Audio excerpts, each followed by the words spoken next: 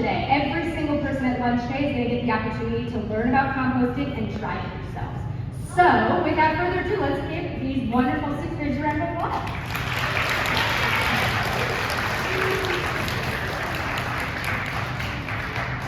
Okay, raise your hand if you have ever heard of composting. Oh wow. Raise your hand if you have ever composted before. Raise your hand if you have a compost bin at home. Okay, if you haven't raised your hand for these, it's okay because we're going to teach you all about learning how to compost because the purpose or the goal of this is to teach you what you can and cannot compost and why it's important.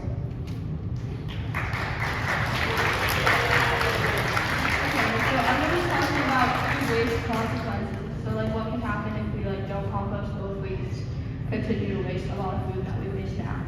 So first of all, when food is put into a landfill, it releases carbon dioxide and methane, but if it's composted, it wouldn't do that. So it's double bad because not only is it releasing carbon dioxide and methane, but it wouldn't do that if it wasn't put into a landfill. As you can see in this pie graph, a lot of food waste, there's around 22% of our landfills are food waste, and then there's also yard trimmings, which can also be composted. Also, it wastes resources, so the time, money, and energy it takes to transport our wasted food to landfills waste resources. A notable resource wasted is gas, which in itself is bad for the environment because when you burn gas in a car or you burn diesel, it releases carbon dioxide or methane. So as you can tell, this landfill is so massive that when someone stands in front of it, you can barely see them. And so landfills take up a lot of space. When we throw away food that doesn't need to be wasted, we're taking up unnecessary space in the landfill that could have been used for something else. So a landfill in Michigan, I think, was so big that they turned it into a ski hill. And next, bad odors. So landfills are so smelly, it's disgusting, and the odor is from rotting food and stuff like that. And then finally, landfills can be a big harm to wildlife. First of all, it releases them it exposes them to lots of plastics and food that's harmful to them that they otherwise wouldn't have access to. So yeah.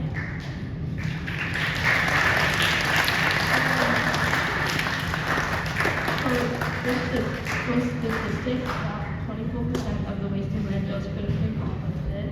About 1/3 of the food given to Americans is thrown out or wasted, which is a really upsetting number because so many people are starving.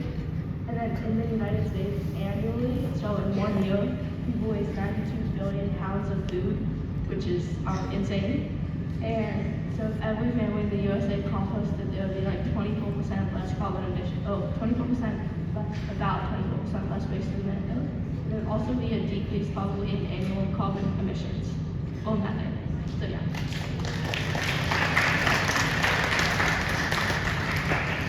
Okay, so the definition of organic waste is just simply any material that comes from natural sources. Some natural sources are food waste, which is anything that is from your dinner plate that you don't want anymore. So for example, banana peel, fruit, bones, paper, cardboard, yard scraps, or anything that can be decomposed.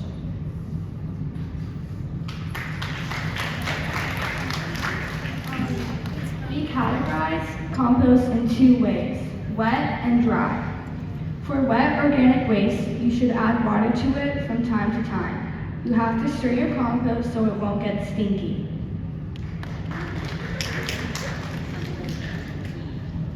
We also need dry organic waste, like paper and cardboard.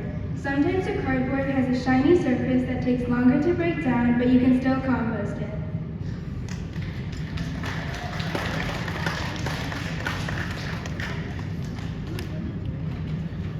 What do you guys think about composting so far?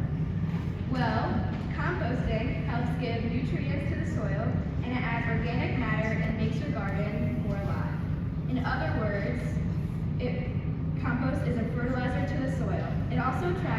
helpful organisms to your garden, like worms. They process organic materials and they recycle the contents into nutrients. They help improve the soil structure and they create tunnels in the soil for air, water, and plant roots.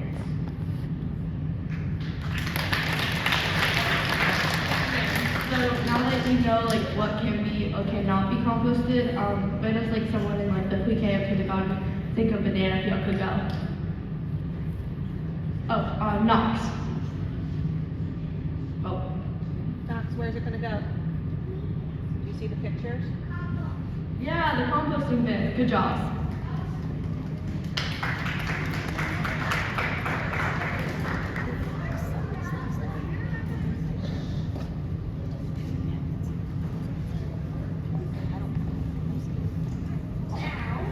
Do any of you guys know where the paper goes? Let's see. Colby. What? Yes, correct. Just so you guys know, Garrison School has single stream recycling, which single stream recycling means that paper can be put into the same bin.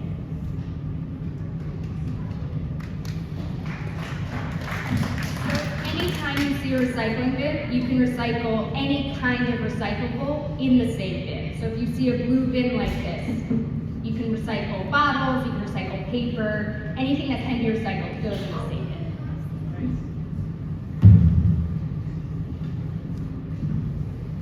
So, everything that we're comfortable recycling goes in that bin, but there's also something you're going to learn about from one of our 5th graders at the Youth Climate Summit. We are starting a soft plastic recycling program as well. So we thought, while we're talking to you about all the different ways we can get rid of the materials we use, we might as well give you a full picture of all the materials we use. So soft plastic is anything that you can stretch your finger through. So if you can stretch it with your finger, it doesn't matter if it has color on it, that's soft plastic. And that can be recycled. In any of these bins that are going to be around school, thank you. And what this student is doing is she's collecting all this soft plastic, we're weighing it, and then we're part of this competition where if we recycle 1,000 pounds of this soft plastic, then we get a bench made of this soft plastic from this company that uses all the soft plastic recycling, made for the Garrison School. So it's pretty special. If you have anything that stretches, so this is a paper towel roll, plastic coating, this is a takeout bag, this is a bread bag, any kind of plastic that you use at home, you could bring it into school, into my room, and we'll make sure it gets recycled, okay? Okay, so now that you know where soft plastic goes, what bin do you think it goes into?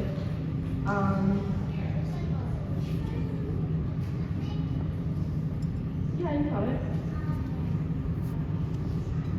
Do you think it goes in the composting bin, the trash bin, or the soft plastic recycling bin? Yeah, the soft plastic. Good job.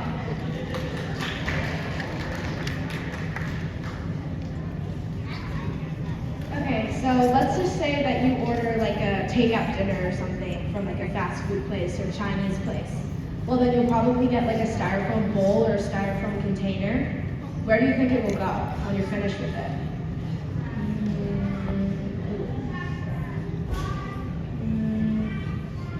Dylan.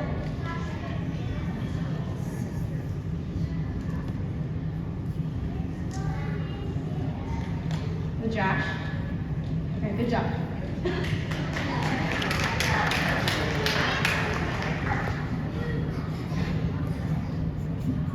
Now that we've done a little practice, this is a comprehensive list of recycled compost and garbage, such as plastic bottles which go in recycle, or fruits and veggies which go in compost.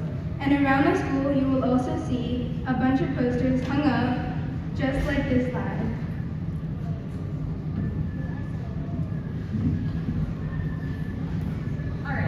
So, in addition to all this research that these 6th graders did about composting, why it matters, how we can teach you to convince you that it matters and how you can do it yourself, we also, as a class, decorated all these different composting bins so that you wouldn't just have a bin, you'd have a composting character. So this is Wally the Walrus.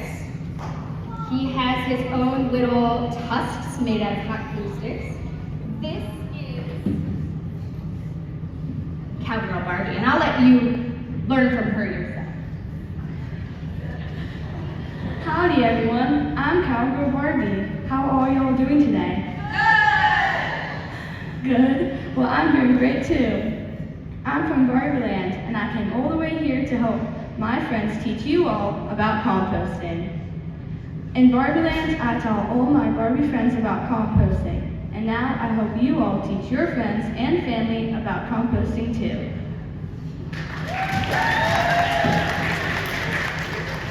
Another notable character is Rainy the Rainbow.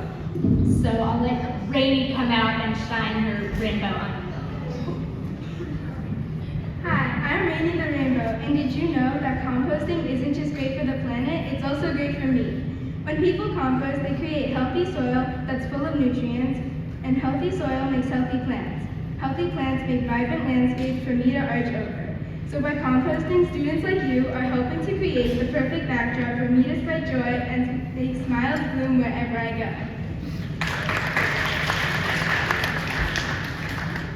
So each grade will get their own composting character with its own unique story. So when you're composting throughout the year, you get to participate in this character story, which is really special. Next year, we put in our budget something called the biodigester. So we were brainstorming as a class all these different ways that we could compost, and things we had to take into account were who's going to be in charge of it over the summer, what about if it attracts animals, things like that. So we ended up deciding to go with this machine called the biodigester, which is the size of a dishwasher. You can see it. It's pretty small right next to those cabinets, but it has a combination of microbes, which are like tiny little living things that we can't see with our eyes, and really sharp blades that digest food within a day. They digest up to 165 pounds of food every single day. And then it uses that waste, it becomes wastewater that just connects to our sewage system. So it's just this little thing in our kitchen that looks like a dishwasher, but now you know that it's composting instead of sending all our food waste to a landfill where it can decompose really poorly. So, it's really exciting that this is in the budget. This was in large part because of the 6th graders and their campaign to get this program off the ground. So it's really exciting. I want you to give the 6th grade a huge round of applause. And we also have here today, well, thank you for listening. We also have some representatives from the town of Phillipstown to tell you, in addition to what's happening at Garrison next year, how you can become a part of this programming in your home. So let's give them a big round of applause. Welcome them to the stage. Thank you, Rachel, and to all the students who did the presentation. That was excellent, so thank you very much. And I hope you all had a happy Earth Day. I'm Judy Farrell on the Town of Phillipstown Board, and I'm also with my colleague, council member Angel, on the town's Food Scrap Advisory Committee. And we've been working to get families in our town to do food scrap recycling at home. So today we wanted to tell you a little bit about our town food scrap program. We know you heard a lot already, so we're not going to spend too much time, but we're very excited at lunchtime. We're actually going to pick up your food scraps today. So we'll see you again at lunchtime. But the town of Phillipstown put together a little guide on food scrap recycling, which we are also going to give to your school to put in your mailboxes, so that you can take it home to your mom and dad's. And you can do this at home, which is, it's really been a great program in our town. We have over 200 families participating now, and we are saving lots of food scraps and turning them into compost at our town dump. We actually have a town dump. I don't know if you've ever taken a class trip there, but it's up on Lane Gate Road, and that's where we do our food scrap recycling. So what are the food scraps and why does a town do food scrap recycling?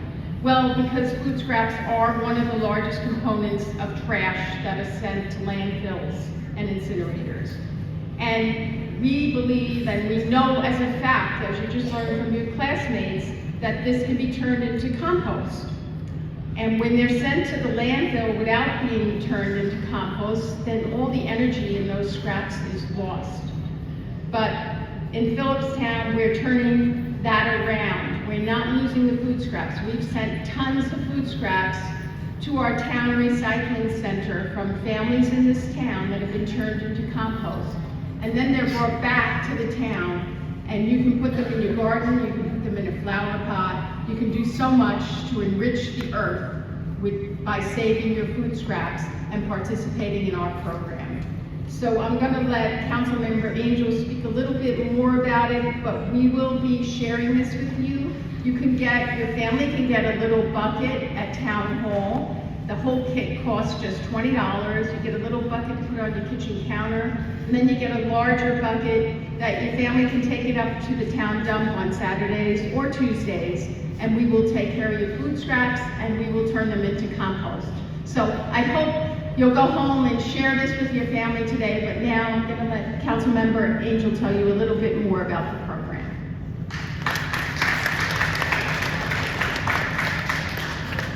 Thank you so much, Judy. So my name is Jason, and I am on the town council, but I'm also the father of Seneca, and I'm so proud of all of this group that gave that presentation today, and I'm the father of Evan in 3rd grade. And I would just like to say from the town of Phillipstown, we are all so impressed and proud of what the Garrison School is doing to show how much you can recycle and compost, and so that is really inspiring to everybody else in the community. And the only thing I think I would say is after today's assembly, should we put food scraps in the garbage? I mean the garbage that's going to the landfill. Should we just put our food scraps in that garbage? No. Why not? What do we put in the garbage? Yeah, stuff that we can't use anymore, stuff that's broken. Can we use food scraps? Yes, we can. All right, so I think all of this stuff is really important because a lot of dealing with climate change is about changing behavior. It's just about changing behavior. And so when we start our food scraps and we go to the garbage, we start to feel like that's a little weird, right? Maybe we need to put it in a composting bucket. So all of these things are about changing behavior, and we're so happy to be working with you later at lunchtime and helping you compost. And as someone who works a lot in the garden, I know compost is so important, not only to get out of the landfill, but to grow the food that we eat. So it's kind of a double victory. So thank you all for what you're gonna do to help composting in Phillipstown. And just to remind you what Councilwoman Farrell said, if your parents or your family's been talking about wanting to compost a long time, and you can't compost at home, you can now compost with the town's program. So please remember to look at that paper that goes home with you and tell your parents, if we want to compost and we can't do it here, we now have a really easy way to do it. So thank you all for all the work you're doing, Rachel Arbor is doing, and the school is doing to kind of help be inspiring to the community. See you at lunchtime. All right, thank you guys so much. I know you've been doing a lot of clapping, but it's really something to celebrate that we're changing the infrastructure of our school to be more supportive of our planet. So thank you guys so much for listening. We're looking forward to you participating today at lunch, and we can get going. Thank you.